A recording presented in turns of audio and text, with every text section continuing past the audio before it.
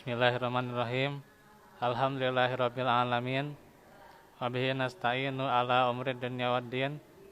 Wa ala alihi wa sahbihi wa man tabi'ahum bi ihsanin ila yaumiddin. Asyhadu an la ilaha illallah wahdahu la syarikalah wa asyhadu anna Muhammadan abduhu wa rasuluh alladzi la nabiyya ba'dah. Ikhwatu fillah, rahimakumullah. Segala puji bagi Allah yang telah memberikan kepada kita kesehatan, kesempatan yang dengannya kita kembali dipertemukan pada sore ini di dalam kajian kitab Tauhid yang insya Allah kita akan meneruskan dan masuk ke bab yang 37. Bab ini berjudul Babu Man atau Al Ulama'a wal Umara'a fi tahrim ma ahallallahu au tahlili ma harramahu faqadit takhallahum arbaban min dunillah. Bab barang siapa yang menaati ulama dan umaro dalam mengharamkan apa yang dihalalkan Allah atau menghalalkan apa yang diharamkan Allah, berarti ia telah menjadikan mereka Tuhan-Tuhan selain Allah.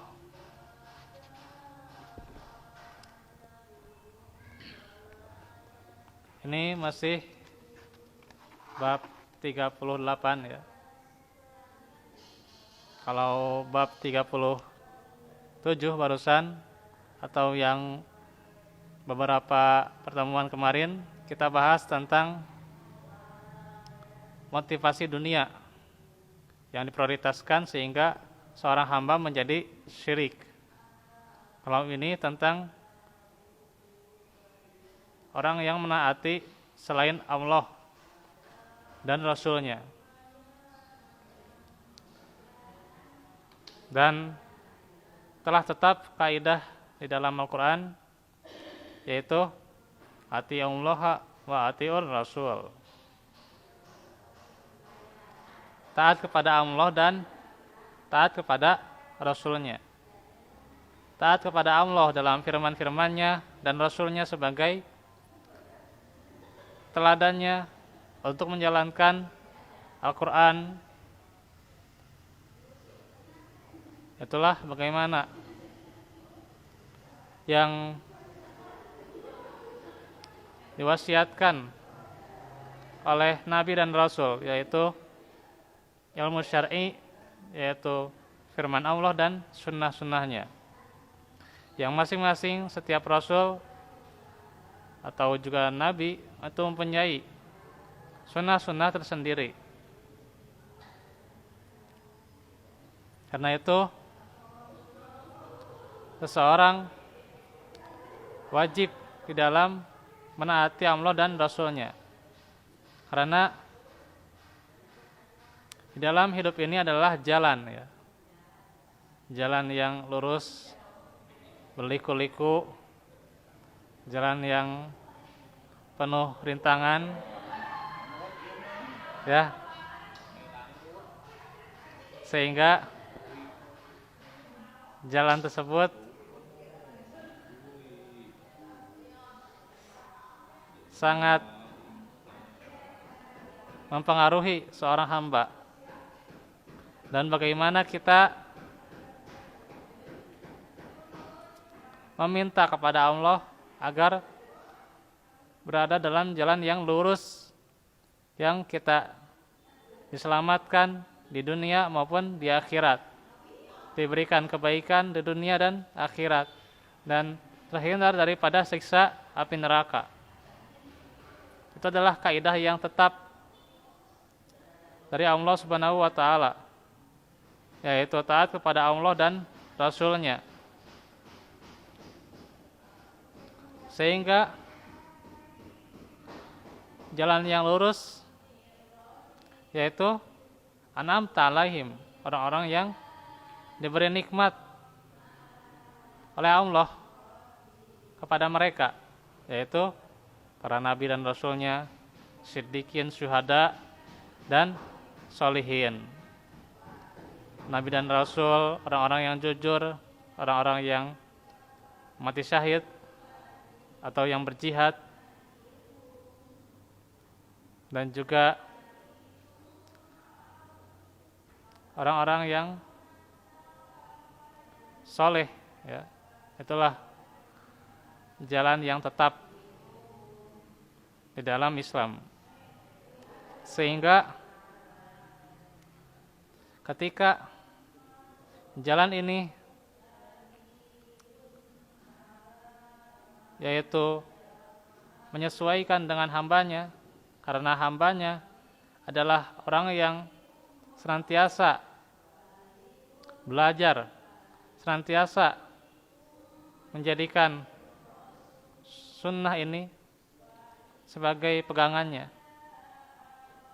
Tentu Al-Quran pasti, kalau sunnahnya berpegang, pasti Al-Quran juga berpegang padanya. Inilah wujud seorang hamba, perilaku seorang mukmin. Dan hal yang bertentangan dengan itu adalah diantaranya seseorang menaati, patuh, tunduk, bukan apa yang dari Allah dan Rasulnya gariskan, tetapi dari selainnya. Karena itulah ketika berbicara di bab 38 ya, atau yang lain bab 37, yaitu barang siapa yang menaati ulama dan umaro, inilah yang selain jalan yang benar tadi. Dalam rangka apa? Yaitu mengharamkan apa yang dihalalkan dan menghalalkan apa yang diharamkan. Maka berlaku pokok juga berarti ia telah menjadikan mereka Tuhan-Tuhan selain Allah. Karena itu demikian. Itu karena menghalalkan dan mengharamkan adalah pokok hak siapa? Hak Allah Subhanahu wa ta'ala. Tidak bersekutu padanya yang lainnya. Maka barang siapa yang menghalalkan atau mengharamkan tanpa dalil dari kitab Allah atau sunnah Rasulullah Sallallahu Alaihi Wasallam, berarti ia menjadikan dirinya sekutu bagi Allah. Dan siapapun mentaatinya berarti ia telah menjadikan sekutu bagi Allah dalam menetapkan syariat. Ini bisa dilihat di dalam Tahdzib al-Aqidah. Ya. Baik. Ikhwatu fillah sekalian, karena itu di dalam penetapan ini, yaitu apa yang telah ditetapkan Allah dan Rasulnya, seorang mukmin harus ridho menerima apa yang telah ditetapkannya dan mentaati dan juga mengamalkan apa yang telah Allah dan Rasulnya gariskan. Tidak ada alasan untuk menentang, tidak ada alasan untuk menyimpang. Kalau kata guru saya itu ya, Ustadz Ade Hanafi itu ya, beliau Ustadz Ade Hanafi menjelaskan bahwa kebanyakan kita orang mukmin ya. Ya, kita emang orang mukmin ya. Tapi seperti orang munafik ya gitu. Karena apa?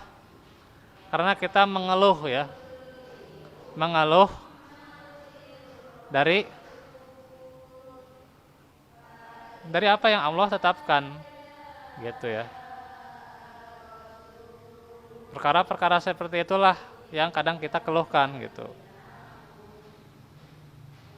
Ya, kalau misalnya sudah kuat iman ya sudah bagus ya gitu. Tapi keluhan-keluhan itu kadang-kadang itulah sifat yang manusiawi ya. Hanya saja jangan jadi rutinitas keseharian. Dan keluhan kita itu kita harusnya curhatkan kepada siapa? Kepada Allah ya gitu, bukan kepada manusia keluhan kita. Nah, ini apalagi keluhan dalam agama sangat berbahaya. Karena itulah di dalam beberapa contoh seperti Bani Israel ya, luar biasa itu keluhannya itu ya, minta diperlihatkan Allah dalam bentuk aslinya gitu, tapi tidak mungkin ya gitu, tidak akan terjadi Allah dilihat di dunia ya gitu, bohong ya seseorang, oh saya sudah melihat Allah ya gitu, mending gini ya, kalau ada yang melihat Allah maka berarti dia harus mati dulu gitu ya. Coba mati, terus apa yang terjadi gitu. Terus ungkapkan ke sini gitu. Apa yang dilihat? Bisa tidak? Nah, itu ya. Karena itu ketika melenceng dalam hal tauhid, ini akan berbahaya ya untuk seorang hamba yang pada saat ini telah banyak ya perkataan-perkataan yang menyandarkan bukan pada Quran maupun sunnah gitu, bukan kepada Quran maupun sunnah, tapi kepada ulamanya, kepada ustadznya, gurunya, kiainya ya. Apalagi kalau terhadap umaroknya. Nah ini, karena barang siapa yang mendukung kezaliman penguasa itu sangat tidak akan dipandang oleh Allah di hari kiamat. Jadi diacuhkan di hari kiamat nanti. Coba. Nah ini ya, ketika menaati umarok, kalau menaatinya dalam hal maksiat gitu ya gitu. Tapi kalau misalnya masih berlaku hukum-hukum dunia, hukum-hukum ketaatan dalam kebaikan, maka kita taati apa adanya sebagai manusia gitu yang dipimpin, tapi kita jangan ikut kemaksiatannya, karena sudah jelas ya hadis dari Nabi Sallallahu Alaihi Wasallam, riwayat Irbad bin Sariyah gitu. Itu jelas bagaimana taat kepada pemimpin sekalipun zalim ya. Tapi taat kepada kebaikannya saja. Jangan taat pada maksiatnya.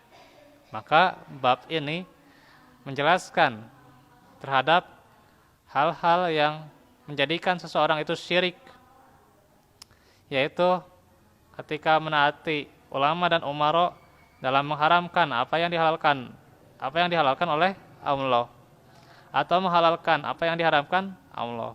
Nah ini berarti ia telah menjadikan mereka Tuhan-Tuhan selain Allah ya. Seperti yang terbaru ya, tahu yang terbaru sekarang yang lagi zaman itu ya, guru di UIN itu ya gitu. Namanya siapa? Nah itu ya, namanya udah ada di medsos ya, silahkan lihat saja namanya ya gitu. Karena kalau nyebut nama tapi asa nggak pantas ya, karena dia bukan benar-benar hambanya Al-Aziz ya gitu ya. Ya nggak pantas lah gitu disebut Abdul Aziz gitu, buntennya. Bukan Abdul Aziz orang sini ya. Ya. Jadi Abdul Aziz itu Guru UIN itu ya, guru UIN tuh. UIN SGD ya gitu, SGD nya. Karena dijelaskan gitu. Itu beliau menghalalkan zina. Wal iyadzu billah. Beliau menghalalkan zina katanya. Coba dilihat di postingannya itu ya. Nah itu sama saja dia adalah seorang togut sebenarnya. Ya, apalagi kalau sampai ditaati. Nah ini, maka akan terjebak dalam kesyirikan ya. Baik ya, waktunya ya. Baik, kalau begitu saya akan menjelaskan beberapa dalil nih ya. Ya.